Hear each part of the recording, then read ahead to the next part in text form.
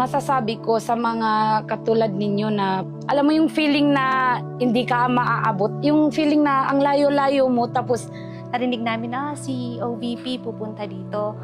Yung naramdaman namin, wow, okay, meron na naman para sa mga bata. Lubos ang galak ng aming puso sa pagbisita ng pangalawang Pangulo. Kami nagpapasalamat sa biyayang natanggap. Kung mapapansin nyo, yung iba dito, walang bag luma na yung pinaglumaan ng mga kapatid nila. itong mga bag, mga pencils, mga school supply po ninyo, siyempre malaking tulong din po sa akin as a parents.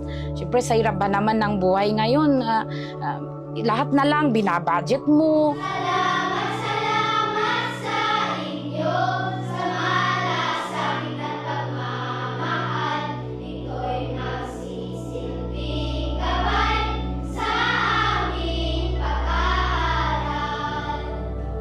Ang iyong pagbisita ay nagbigay ng saya. Ang bawat pag-aaral ay napakaligaya.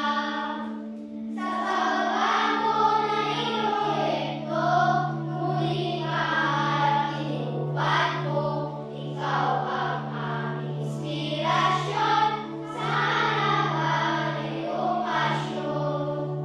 Pinakagusto ko doon is yung kapote. Kasi minsan, hindi mo talaga na umuulan, maaraw sa umaga, pero pagdating ng hapon, uulan na. So makikita yung mga bata, hindi sila makaalis, minsan pa nga nagagabihan. Nagpapasalamat ako at saka sa effort ninyo na sana hindi kayo magsawa na puntahan kami para naman at least maramdaman ba namin na may mga tao palang katulad yung tumutulong.